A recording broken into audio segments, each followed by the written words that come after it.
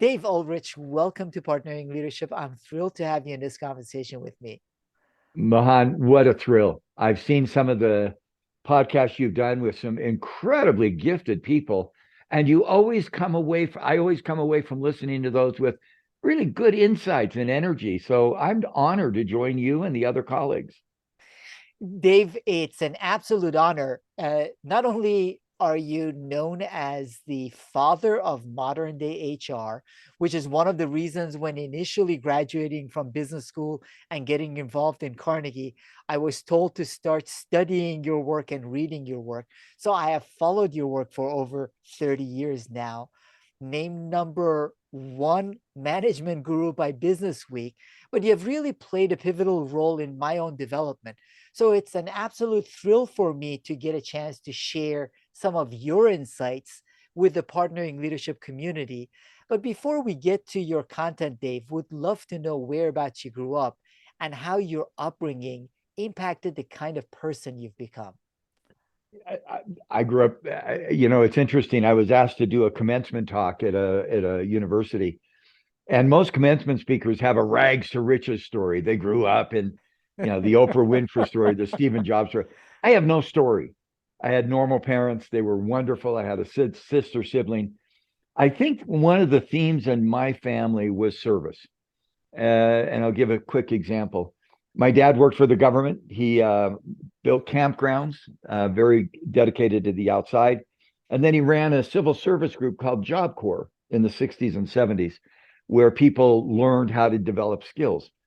He retired at 55, and for the next 25 years, every day, 5 days a week, he would do what he called his bread run. He'd go to the local grocery stores where he lived and pick up day old fruit and vegetables and take them to the shelters, take them all over the city. And so every time we visited my dad, he'd say, Dave, let's go get in my truck and do the bread run. In fact, I have a picture in my office, if you happen to see it, of my dad in his truck going to a grocery store. My mother matched his commitment to service. I remember so many times waking up, who's the stranger in our house? So I have come from two incredibly gifted. My father's passed away. My mother's still alive. Just dedicated to service. And that's, I think, part of my passion. Yeah, and you have shown that passion in all of your work, Dave. One of the things that impresses me is that you haven't stopped with your work. You're continuing to write. In addition to your 30 books, just this past December, you published an outstanding research paper that was published in collaboration with the conference board. So you continue reinventing yourself. Where do you get that from, and why do you do that? Mohan, I'd love to ask you the question as well. If somebody were to say, what are the core values that kind of drive you, that keep you energized? We've all done those exercises. For me, there's two. One is a commitment to learning. I just love to learn. I mean, I'm curious. I love to learn. And the other is learning that creates value for someone else. So those are principles. That leads me to research. I ended up doing a PhD, the only PhD in my family's history on either side. And I ended up doing a PhD mostly in statistics and trying to study and learn why things do the way they do. I've continued that. So I'd love to know if you had to pick one or two of your core values that your 13 and 16-year-olds would recognize, what would they say? My dad's core values are, what would they say? Dave, they align with some of what you mentioned. A growth mindset is really important Got to it. me. Got it. I'm not there yet. Need to know, need to learn, and that joy of learning and making a positive difference in people's lives. So, part of leadership is about helping elevate other people That's and great. develop a belief in themselves that they might not have had before. So, that really energizes me. Great values. Great values. The growth mindset work that Carol Dweck does and others, and then that positive affirming leadership. That leadership is not about what you know and do. Leadership is about how what you know and do makes somebody else know and do their work better. By the way, I love those values. And I'm sure your 13 and 16-year-olds will recognize those in the next 5 years. Maybe at 13 and 16, they don't always see them or appreciate them, but they will. and I congratulate you. I think partnering leadership is a great theme. Is how do you build that partnership as a leader, so that other people leave the experience feeling better about themselves? I'll come back to that again and again. Yeah, and that's part of the challenge I hear from leaders, Dave, in interacting with them. In that, over the years, many of the leaders that I work with and hear from understand the need to be more attuned to the needs of their people, but they have a challenge with some of the accountability, some of the other parts of leadership that you also talk about in your book, The Leadership Code. They've heard about the strategist, they understand some of that, they they are concerned about their people development, but they are having difficulty with holding people accountable, what you call being an executor, and the importance of that. First of all, thank you for recognizing and actually knowing something about our books. I learned a great lesson in the people you talk to. You have to say, people say, I love the book you wrote. And I used to say, well, what did you like? And then I realized never ask that question, because they love the title and they love the cover, but they may not have read it. You've actually read some. You know, under that theme, that leadership is not about what you know and do, but how you help others know and do better. Two quick stories. I'm coaching a woman, and I don't coach all the time, but she's just brilliant. And she has one of those rags to riches stories. She grew up in the Philippines in a hut, born in a hut, went to school, couldn't read or write at age 6. I'll go really fast. Graduated from that primary school, came to the United States, valedictorian of a large school, Harvard PhD, MIT master's degree, 6 languages. One of those unbelievably iconic people. She became the president of a university with about 40,000 students as a relatively young age. I won't share her age, that would be inappropriate, but a brilliant leader. And everybody said, Dr. Tuminez, tell your story, tell your story. And when she asked me to coach her, I said, quit telling your story. Why? It's a great story, because your job as a leader is to help 40,000 students create their story. And it's not yours, it's theirs. And when you get that in your mind, that my job as a leader is not to tell my story, it's teaching. Often I hear teachers, and I even hear people who've been on your podcast, let me tell you what I know. Well, that's not good teaching. Good teaching is that you discover what you need to know to do your job better. Now, that's the first story. And that's, for me, what real leadership is not about what I know. It's about how what I know helps you. Then you raise such a great question about accountability.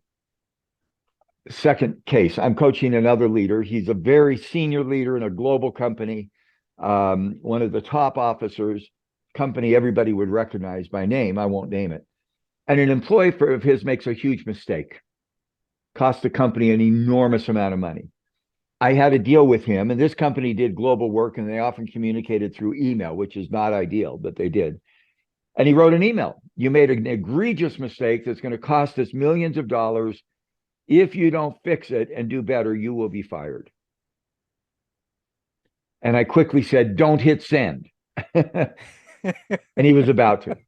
3 additions. Number 1, I care about you. Number 2, you have great potential in this company. You made a huge mistake. It's going to cost us a lot of money.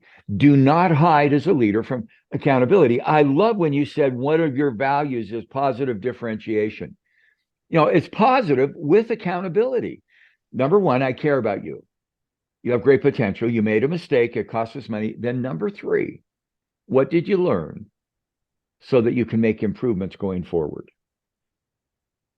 He sent me a note back a day or 2 later and said, Dave, I can't believe the response I got. The employee said, thank you. So instead of being punished by the feedback, the employee was engaged. And I don't know how you said it exactly, but you said, I have 2 things, growth mindset and positive differentiation. That's where leadership can be positive with accountability. There is accountability, because if you don't have accountability, that's not going to be good leadership. So 2 quick stories. Leadership is about helping others build their brand through positive accountability because we care. I love both of those examples, Dave. That accountability, is an important part of also helping people develop so they appreciate it. Not Yeah. holding people accountable is not doing them any good, but Yeah. doing it in a positive way, as in your example. What I wonder about the first point you mentioned, though, is whether in the world of social media, of us taking selfies, CEOs talking about themselves in many instances, and people celebrating outlier entrepreneurs and their stories, whether we are giving leaders the wrong impression of what leadership is all about, Oh, which is great comment. telling your story and focusing on yourself. That's such a great comment because I think sometimes we appreciate the extroverts who are narcissists because they're out there and they're promoting and they're selling.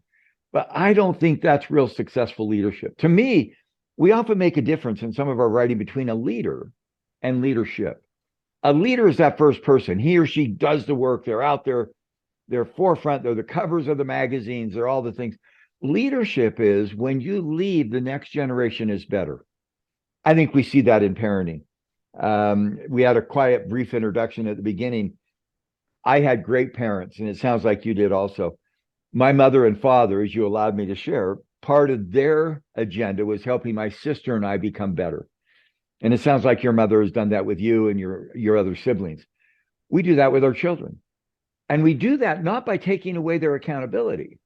They have agency, but we love them. And when they do something stupid, we laugh and we say, wow, I'm so glad you didn't know me when I was 13 or 16, because I also did stupid stuff. So what are you learning? That's the growth mindset, Carol Dweck. It's not what did you do wrong? It's what did you learn? How are you going to apply it? And I just think sometimes leadership is not all that complicated. I get worried that those narcissist leaders don't have someday they're going to turn around and there's not very many people following them. And I won't get into the world we live in today, but we're starting to see that in some of the case studies at the time we're doing this, and you don't need to read it, but leaders who don't build the next generation of leadership someday will probably turn around and go, oh my gosh, it's lonely here. Good leaders aren't lonely. They build leadership that makes them successful. And that's a great gauge of whether you're an outstanding leader or not. I'm not sure if you're familiar with David Marquet. He wrote a book, Turn Your Ship Around, was a captain of a nuclear submarine in the Wow. US Navy. And part of what he takes pride in is out of the ship he captained, more Navy captains came out than any other Wow. ship. So Wow. it's sort of the legacy of the leader is the leadership that comes from the people that have been developed. And I know that's consistent part of what you talk about, Dave. You've also spent a lot of your time focused on human resources and the need for human resources to be strategic and a partner. One of the challenges I see in many of the organizations, the senior teams that I interact with, is that we still, in many organizations, haven't gotten there, where the human resources, the CHRO, is not at the table or is almost getting into arguments. I just this last week was in a meeting where the CHRO was advocating on behalf of the employees for more remote work, while the CEO wanted them to come back in. Now, what the right thing to do is a different issue. My question to you is, why are we struggling and what do we need to do to make HR truly a partner in the strategy of the organization rather than just a functional, isolated part of the organization?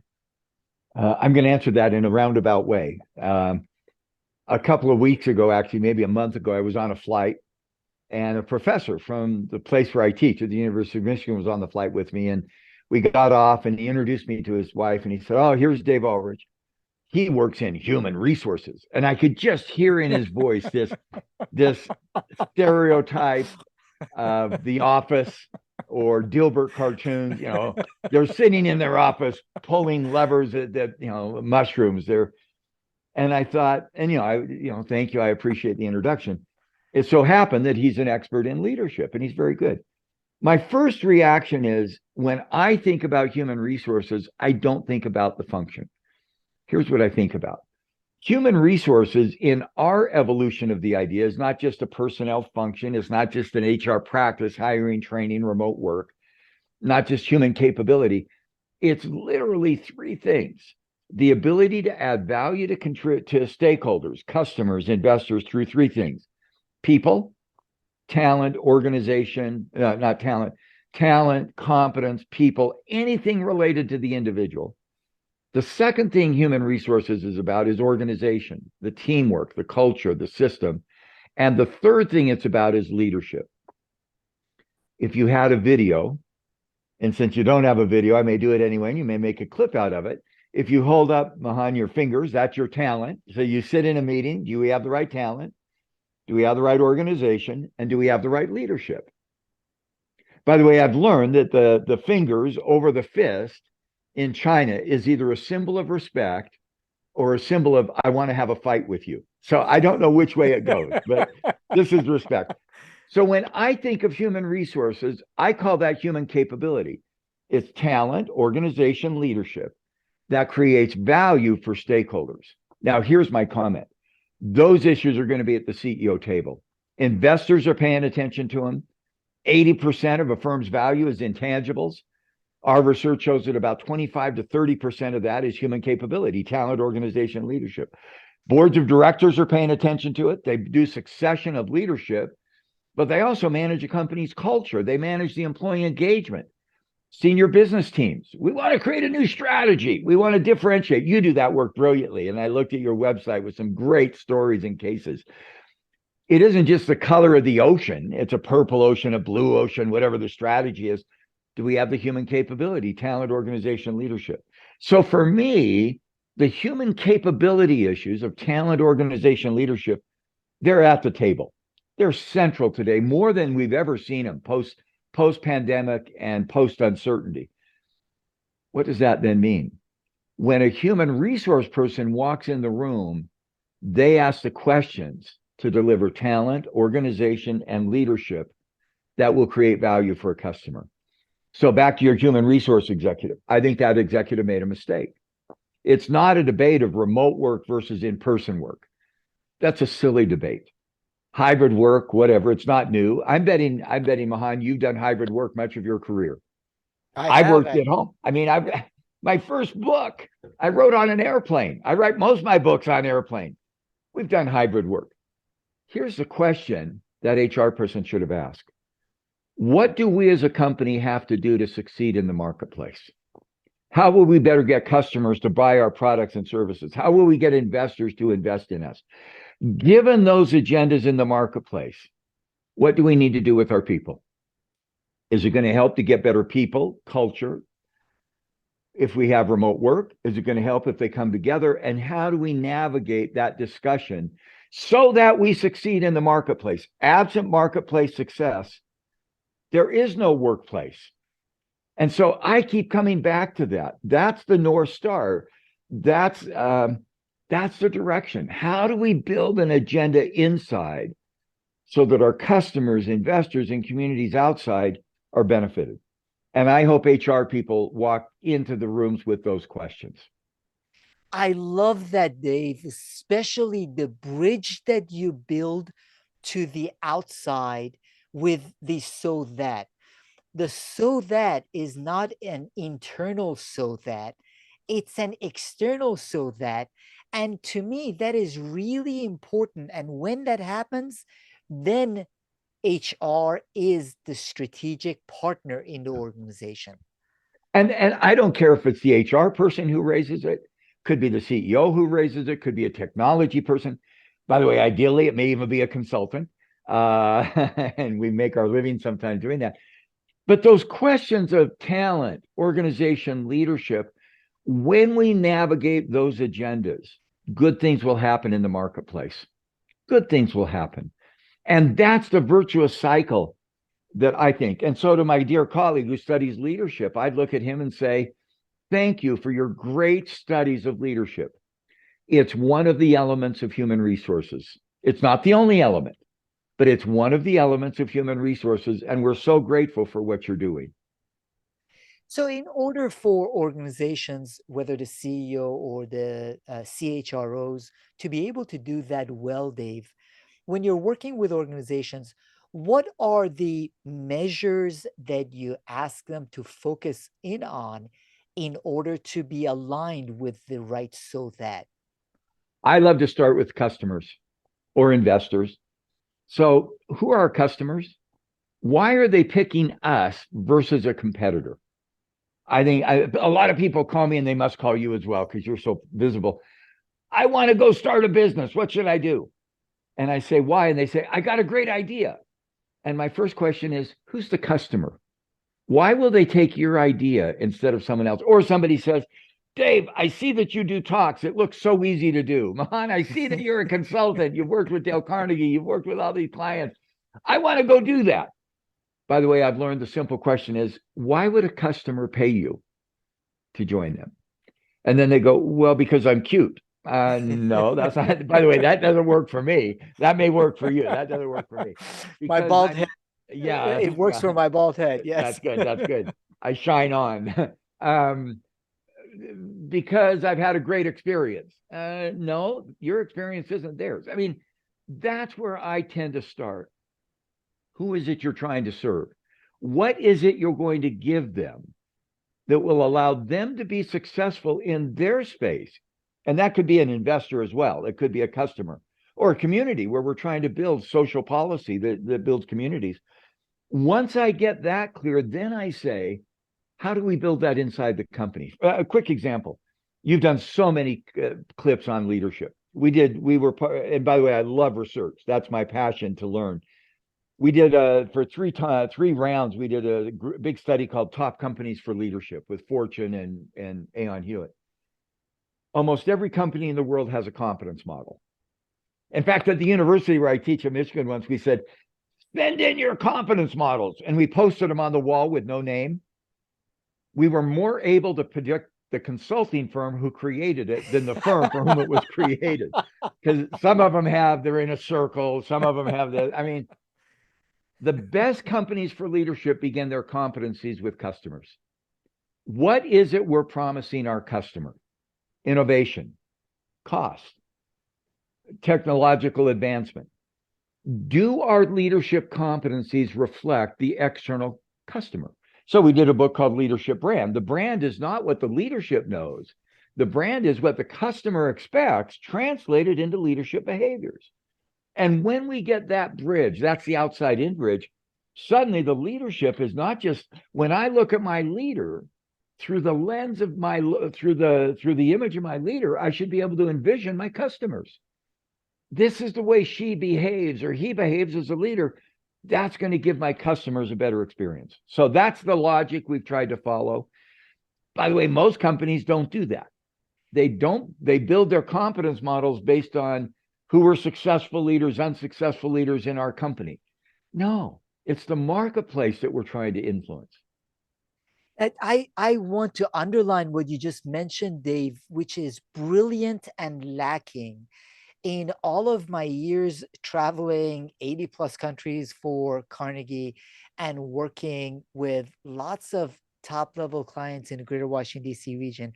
Very rarely do I see the conversation be outside in, including when it comes, and most especially when it comes to leadership and the role of HR. So a lot of conversations are very internal. At most, when there's a conversation around strategy, there are questions and it becomes outside in.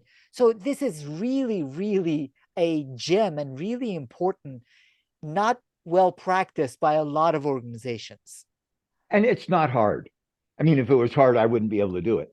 I even today, I was reading, and I'm on LinkedIn quite often. I've written a lot of books, and I've decided the goal of a book is not the book, it's the ability to engage with people. So I hope people follow me.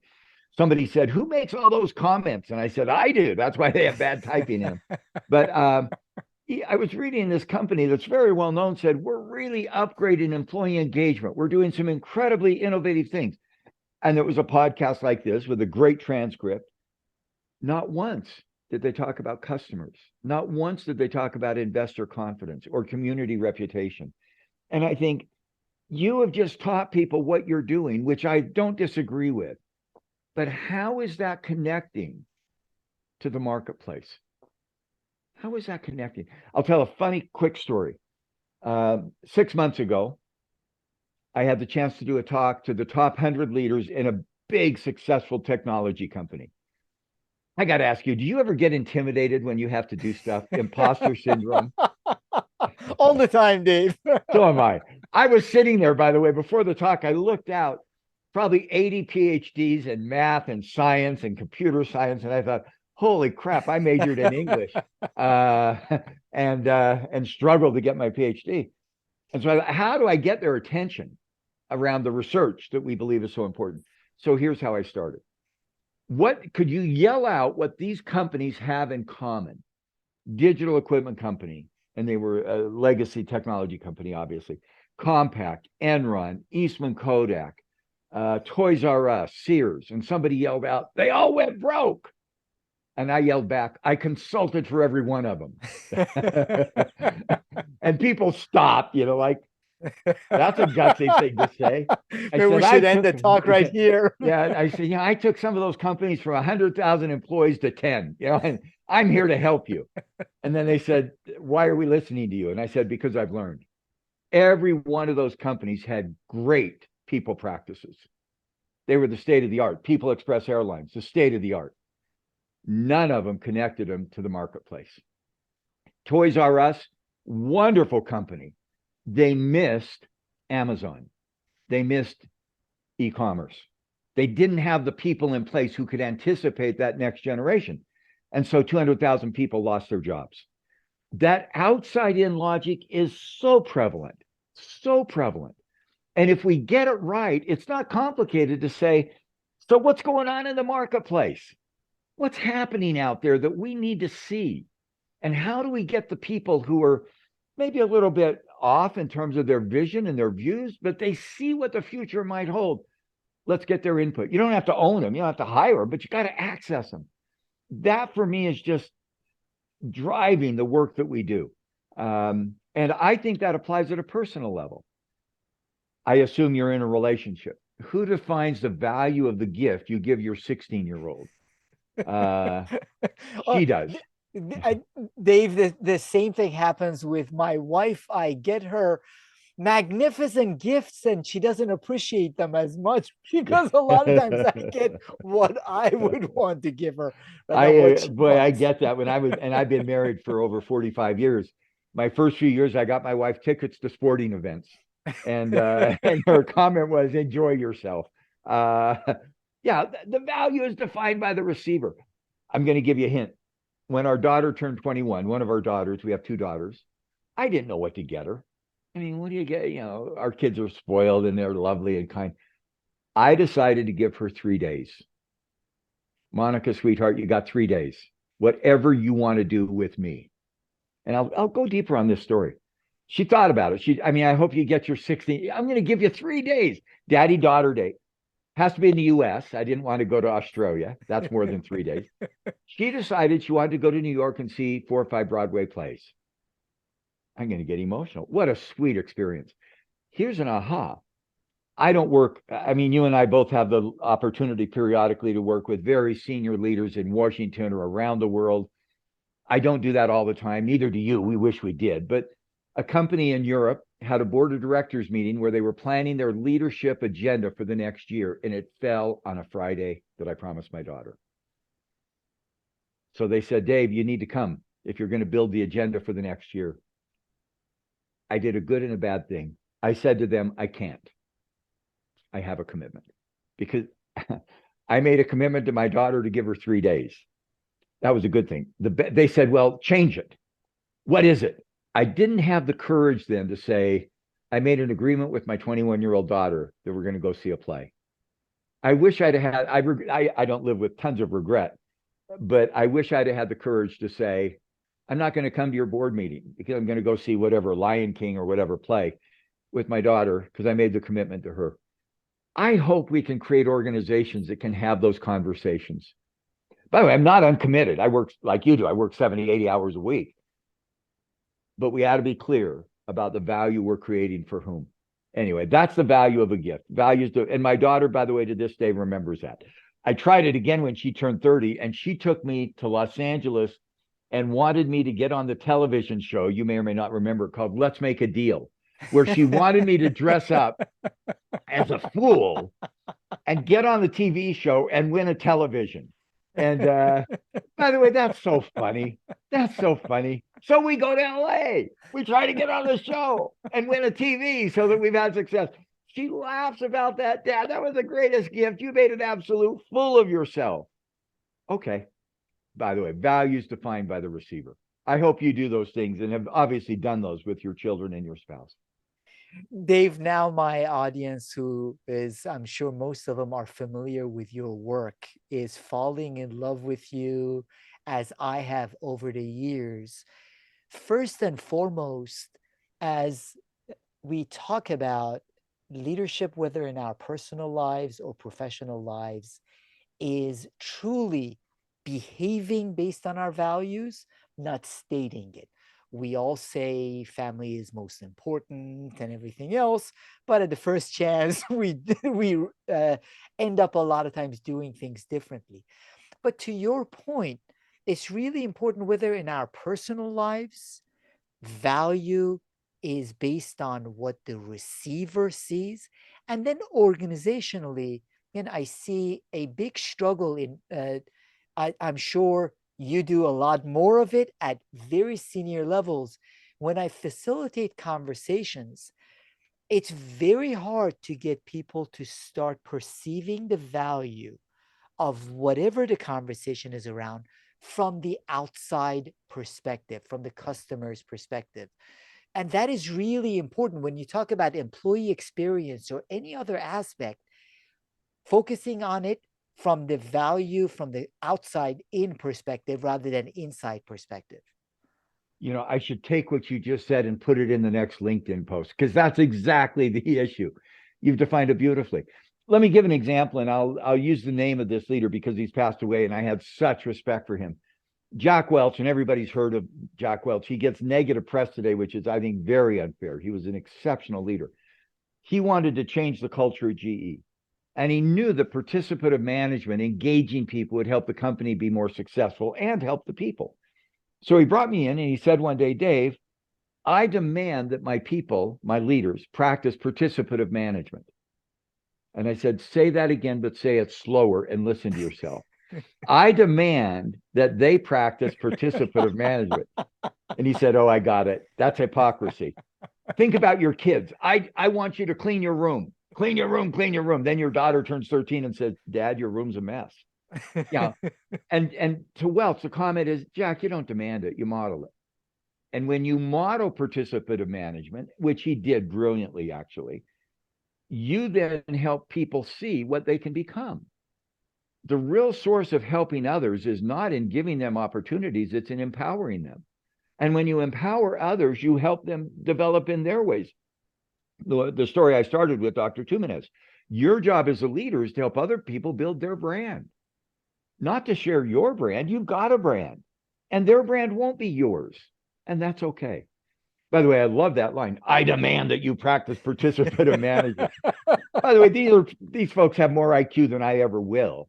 And once you slow down and hold up a mirror, they go, oh, yeah, that's not so good. So that's the agenda. Which is actually why good for Jack Welch in that instance to be open to your guidance. Why the best leaders I find surround themselves with truth tellers who are willing in the fun, humorous way as you did to point out to them, because we all are very flawed human beings. And when we have people who care enough to push back on us, it can help us become just slightly better. No question. And Welch gets some, I think the visible things get in the way, and he really did care about people. not just because they help the company succeed, which is true as well, but there is a human side of most leaders, not all leaders. I've been with some leaders that are just not human whatsoever. And it could tell stories about them, and I won't name names. But by the way, over time, I think the market catches up with them. I think the market catch. If a leader is out for ego and power, I think they're going to lose the employees that make them better. They're not going to build the next generation, and that happens. But I hope most leaders will say, my job here is to lead so that you get better. And how can I help you become more empowered to do so? My And that test, yeah, go ahead. go no no no go ahead. And again, you mentioned this before. I've done a lot of research. I love data. I do statistics. We've just done over the last 5 years 4 major research projects. One with 120,000 people, one with 1,000 companies, one with 7,000 companies. I love simple tests, and I've tried to solve that question. This is my favorite simple question: how often do people leave an interaction with you as a leader feeling better or worse about themselves? That is such a simple test. And by the way, we can ask it. You and I have not interacted a lot. I've read your material. Every time I see a picture of you now, man, my mind's eye, I'm going to see you just grinning and glowing with vibrancy and energy. And that makes me feel better about myself. Well, that's the test of a leader. And that doesn't mean you're all Pollyanna and positive. Like I said before, you made a mistake, but I'm going to leave feeling better. And I love what you said. Sometimes I leave feeling better because I've been chastised. I've been guided. I've been given direction in a spirit of affection. Anyway, how often do people leave an interaction with you feeling better or worse about themselves? Great question that I find really helpful. Yeah, one of the best leaders I worked for, Dave, had been CEO of American Management Association, then came over to Dale Carnegie, was a COO of Dale Carnegie. And in many instances, he was very demanding and did chastise us. We adored him. I still, to this day, many years later, adore him because he truly cared about me as a person. It was never to embarrass me in front of other people. And he helped me become a better version of myself. So, those are the leaders that really impact us, the ones that care enough to coach us and help elevate us and hold us accountable to that high performance. I totally agree. By the way, I knew you'd done Dale Carnegie work. I've got to tell you, the Dale Carnegie book, How to Stop Worrying and Start Living, changed my life. I'm a worrier. As a student, I was newlywed. My wife knew I was a worrier. I was a high achiever. I went to see somebody, and the psychologist, the career psychologist, said, read this book. Here's my takeaway. What's the worst thing that can happen? What's the worst thing that can happen? By the way, I've asked that question dozens of times a year, hundreds of times in my career. I'm going to take a risk. I'm going to go meet with Jack Welch. Give me a break. What right do I have to meet with the greatest leader of his generation? I'm going to go do coaching in this company. I'm not qualified. I'm going to go speak at this company and tell them at the last second, I worked with 15 companies who failed. What's the worst thing that can happen? They're going to throw me out. Okay. By the way, they probably should. I love that question because it allows me to then take an informed risk. So at Dale Carnegie, I know there's so many other tools that Dale Carnegie and the team since then have created, but I've just got to say that's one meta message that has stayed with me. Dave, go for it. Take a risk. What's the worst thing that can happen? You can live with that. Take the risk. More often than not, you'll succeed. And if you fail, I'm going to go back to your number one value. Have a growth mindset. Failure is an opportunity to learn. You tried it, it didn't work. That's okay. What did you learn? Anyway, I love that question. What's the worst thing that can happen? I can live with that. Move on. It is really impactful. And in all my travels, I was hugged at the airport in Bangalore and people in Shenzhen. I mean, all around the world have benefited from that. Now, Dave, one of the things that you mentioned, that worrying, that I've noticed with many senior level executives, most especially CEOs, is an extreme level of anxiety, and right now, mental health challenges that leaders of organizations are facing. Axios even had a report on how mid level and senior level managers in organizations are feeling extreme anxiety at the highest levels that they ever have. So I wonder if you are seeing the same thing and what advice you would have for CEOs or leaders. I was just having a conversation earlier today with someone who was saying, no one understands me, not my board, not my executive team, and I can't talk to them. So there was a lot of frustration and a lot of tension built up in the expectations that whether it is the board, other stakeholders, and the employees have of this individual. Are you seeing that, and how do you guide senior executives and leaders to manage this very stressful time for them? I love what you've just said. I mean, the world has just been through a 2.5 year physical pandemic where physically we were isolated and struggling. I think some of that's getting over. Hopefully, Lord willing, we won't face that. But we're moving into an emotional endemic, and that's the mental health, well being crisis.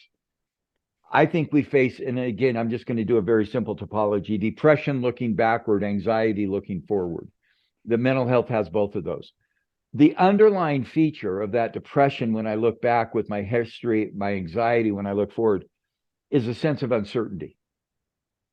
We don't know what's going to happen. And when you get, and when you have that uncertainty, you try to chase it. Can I get ahead of it? Can I manage it? Can I take it away? I think the challenge, and by the way, we face that in the world we live in right now. Is there going to be inflation or deflation, growth or recession? Are we going to be able to hire people or not hire people? Are we going to work at home or remotely, or virtually? Where do we work? How do we work? The answer for me is I don't know. So here's the advice I give executives. In order to care for your mental health in a world of uncertainty, focus on the certainty. Don't chase an uncertainty. Now, we still try to chase uncertainty. We do scenario planning and alternatives that way. Go back to the question where we started. What are you clear about for yourself? For you, I'm going to have a growth mindset and I'm going to have a positive impact on people's lives. You know what? If the world is in a recession, I'm going to do those things. If the world is in a growth model, I'm going to do those things. If we work at home, if we work in the office, hybrid, I don't care where we work. If we have more technology, less technology, strategy A, blue, pink, or orange ocean, I'm going to do those things. And so what I love to talk to executives is live in a world of uncertainty by being certain. Take care of yourself. What are you certain about? And then the other things seem to fall away. Here's the example. You've told me you have two beautiful daughters, 13 and 16. I'm going to make a prediction. You don't know for sure where they'll go to school.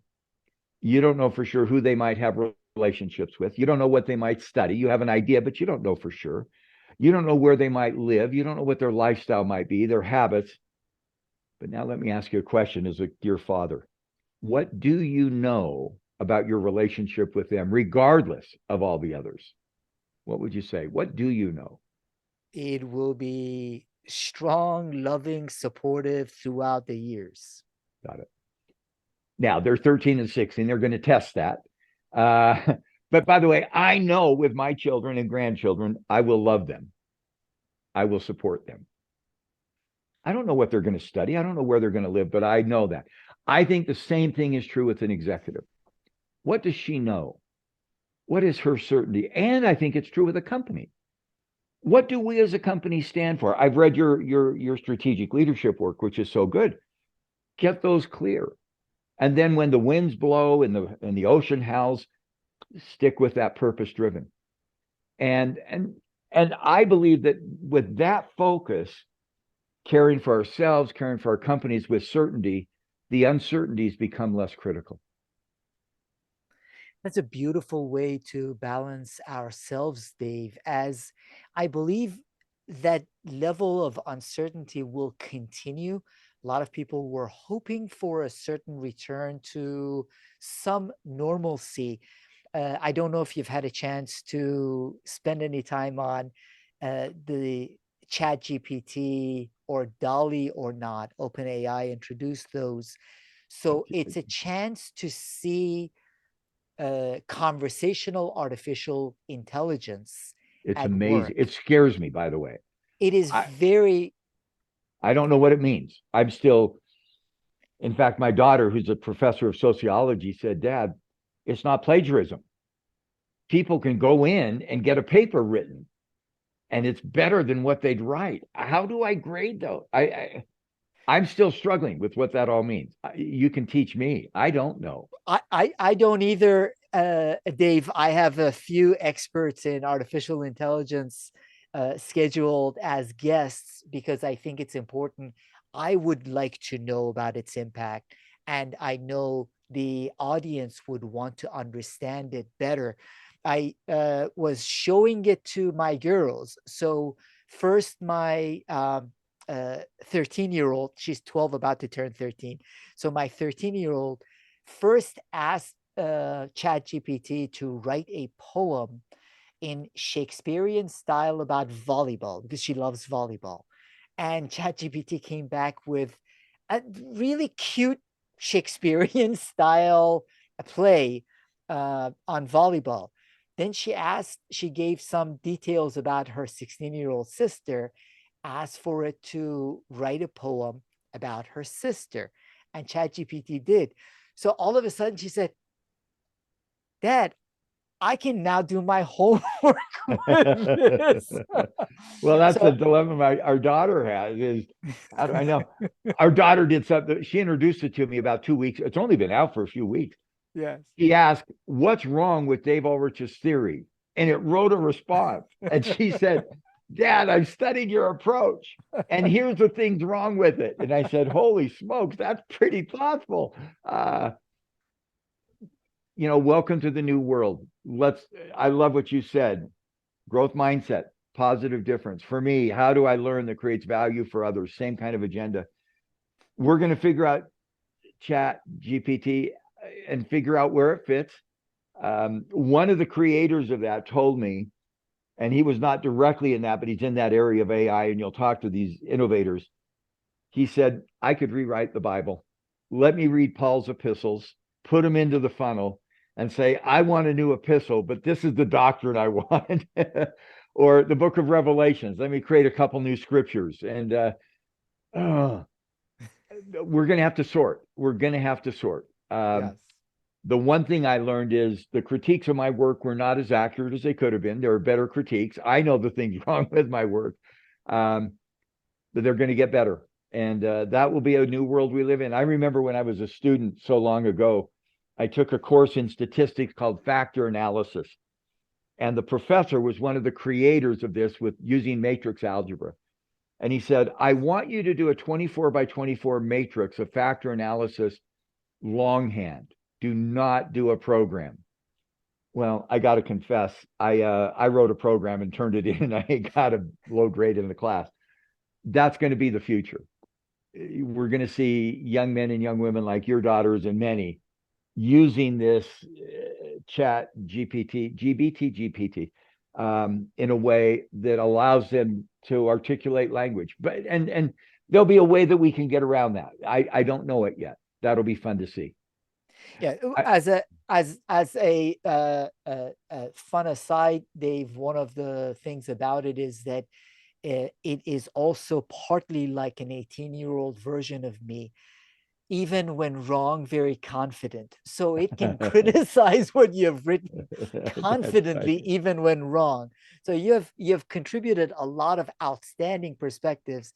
It's going to take GPT quite a while to be able to poke holes in into it. in But that world, that may be 20 seconds. But I've also been invited. You have an avatar. I've been invited to get an avatar. I don't have one yet.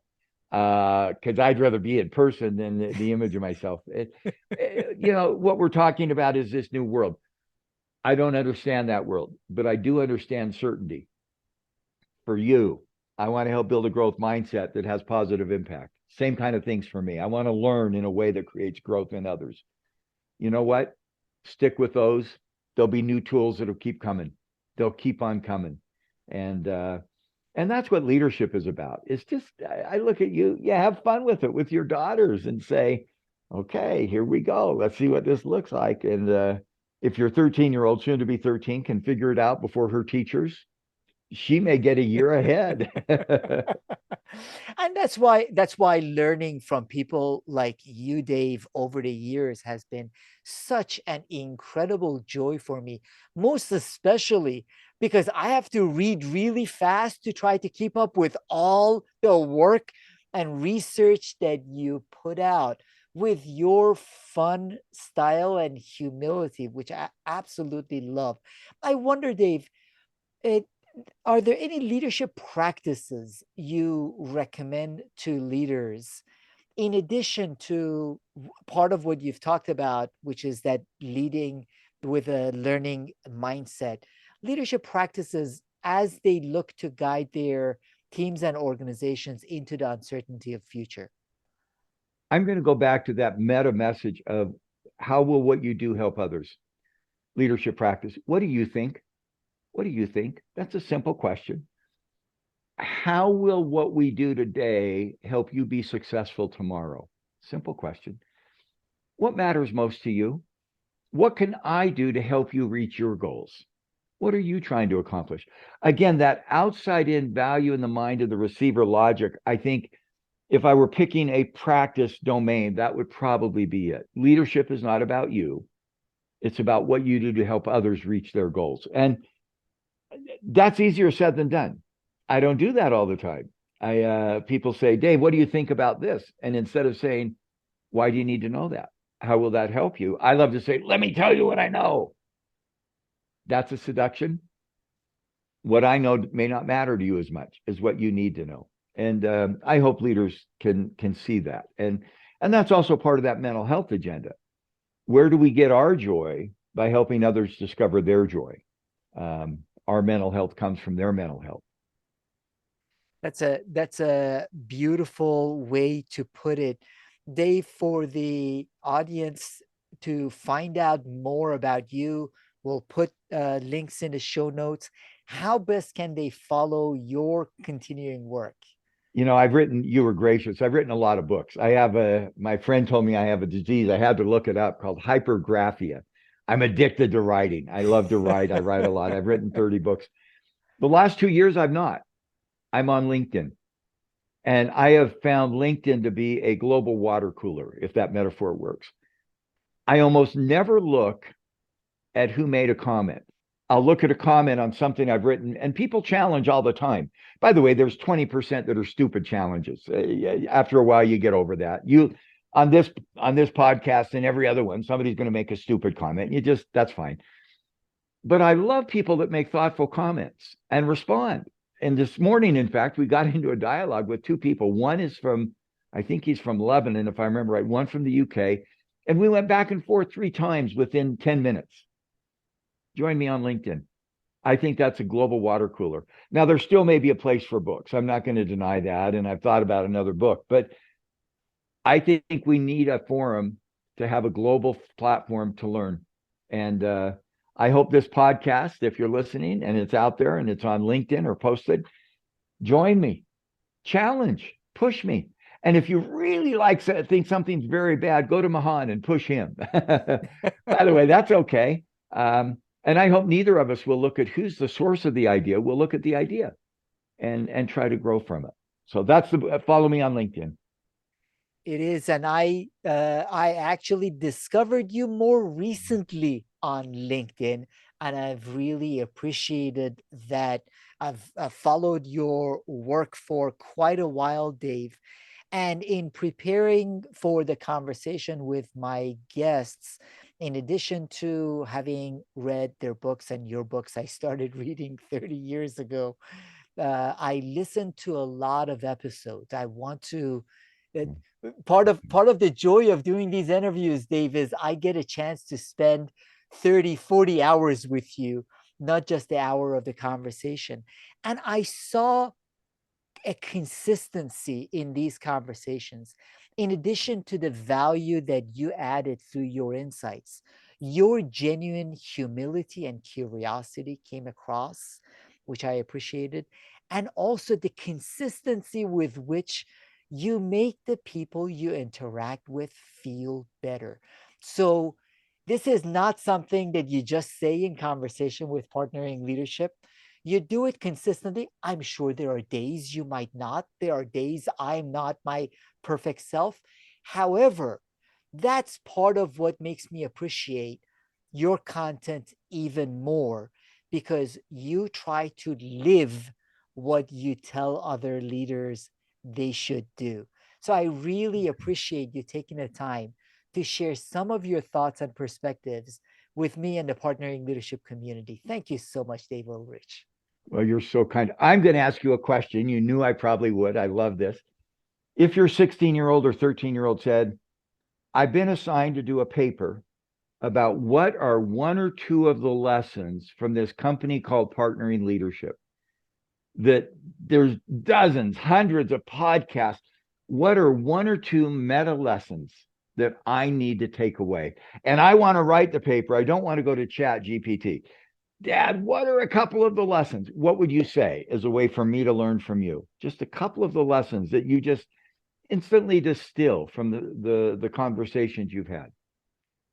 Some of the very best, whether the CEOs that I've talked to, Dave, or people like you, some of the very best, in my view, have a beautiful balance of confidence and humility.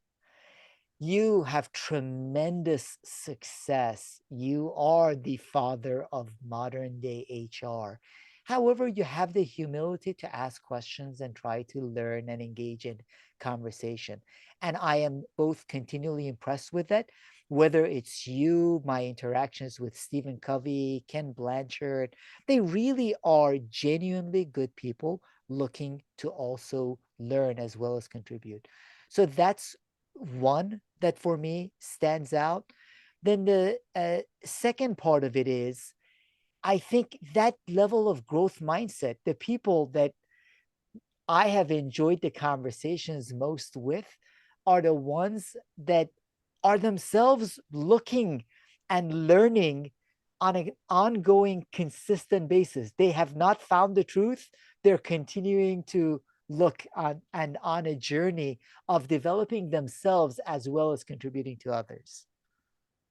By the way, you have noticed, if those who are watching, I have a page of notes from our conversation.